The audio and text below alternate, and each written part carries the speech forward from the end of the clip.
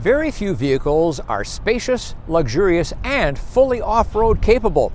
This is one of them. And not only that, it's fully electric. This is the 2023 Rivian R1S. Let's take it for a drive today. It's time for Family Wheels.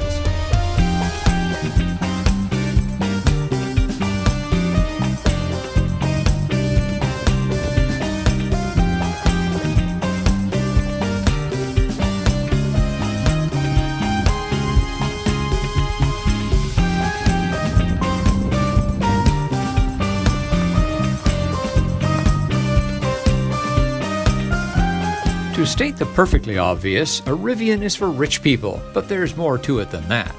There's a class of wealthy people, I'll guess they're under age 45 or so, who spend their riches differently than previous generations. Their expensive clothes are casual or even athletic, not the bespoke suits of their parents and especially grandparents. And they love the outdoors to get away from intense weeks of sitting at computer screens or running microbreweries or whatever they're doing to amass a tidy pile of cash. One example, a Rivian employee told me a buyer had a Tesla for daily use and a four-wheel drive for off-road weekends. Now he's down to one vehicle that does both jobs.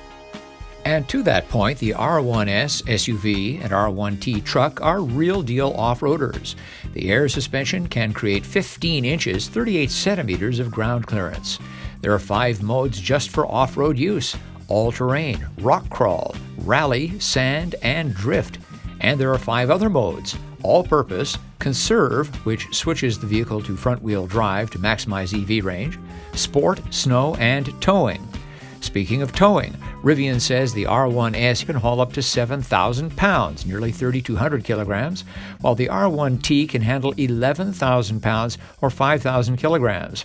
As with all EVs, however, towing drastically reduces range. This EV has what can only be described as a very large battery, and yet Rivian plans one larger, 180, also one smaller, 105, but for now we have the 135 kilowatt hour battery pack. Now, how do we get power to the ground? Well, there are 2 ways. One is dual motor drive, one for the front, one for the rear. However, on this specification, we have quad motor drive, which just absolutely amazes me. And oh my, does it provide a lot of power. I'm not going to try and demonstrate that here, but we're going to just get up to this road speed of 80 kilometers an hour, 50 miles an hour from about 40K. And there we are. It's mind-bending. Maximum range with the 135 kilowatt-hour battery is estimated at 528 kilometers, or 328 miles. Handy for people driving away from a city and heading into the backcountry. Recharging could be a challenge in some situations, however. The Rivian can accept up to 220 kilowatts from a DC fast charger, indicating a 10 to 80% time of 45 minutes. But there are relatively few stations able to deliver that output. The fast chargers I see most often supply just 50 kilowatts. On a 7.7 kilowatt, 32 amp home charger like I have, the math for a 100% charge works out to 18 hours.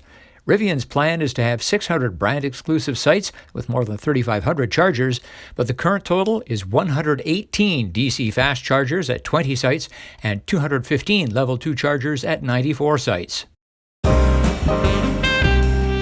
SUV or truck, the Rivian is an unmistakable design. The styling has succeeded in immediately identifying this nearly new brand as those vertical headlights and horizontal light stripe come at you.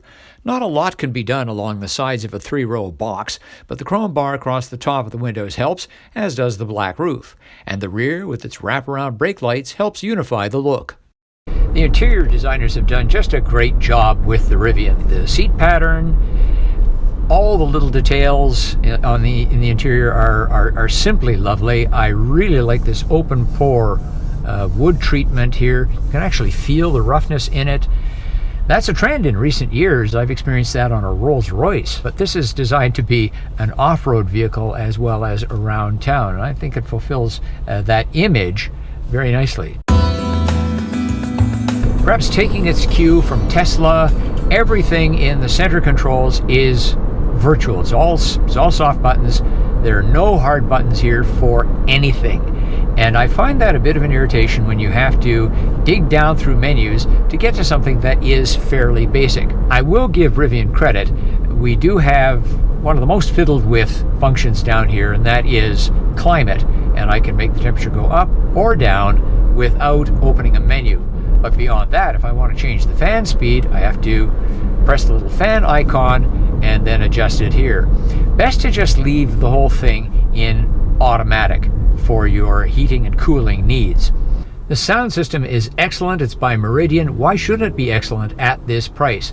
However, no Apple CarPlay, no Android Auto. There is Bluetooth if you want to bring in a phone. Also, as far as devices go, we have a wireless charging pad here. The Rivian's party trick is, well, for parties.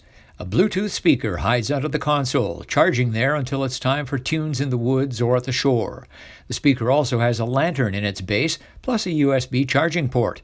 Just add a campfire and marshmallows.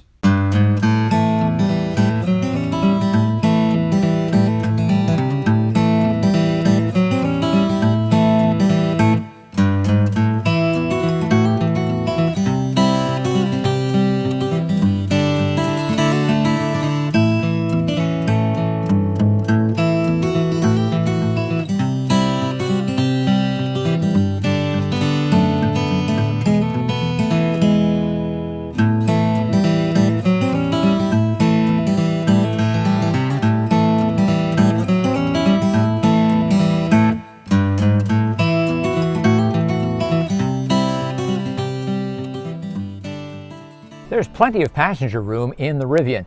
In the second row behind me, a rear-facing child seat, the kind that takes up the most space. Up front, I've got maybe a couple of inches between my knees and the dashboard. You notice I didn't say glove box door. There is no glove box. For the driver and the passenger, each one gets a small bin under the seat.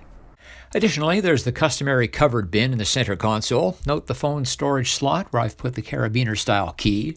Because the vehicle is electric, there's no drive shaft bump, allowing for a generous center bin on the floor. There's also storage in the front doors like every other vehicle, but in this case the side panels pull out. In the third row, there are bins in the armrests. The second row is typical, storage in the doors, map pockets in the back of the front seats, and a small covered bin in the center armrest. The Rivian's front trunk, or frunk, is large. It has 2 levels with a divider, a drain plug so it can be rinsed out, and power open and close for the hood.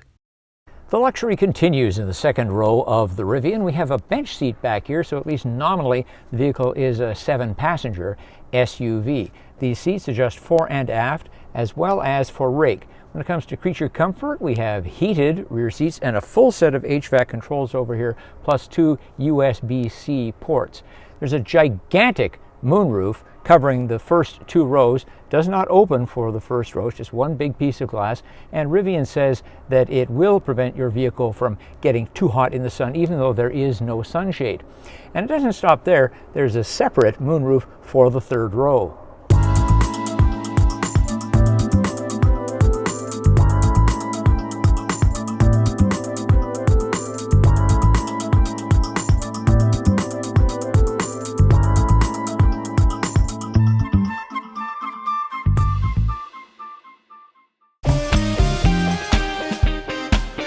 The Rivian R1S is an impressive piece of design and execution for a company so young.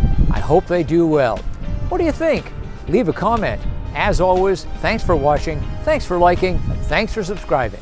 I'm Richard Detman, and I'll see you next time on Family Wheel.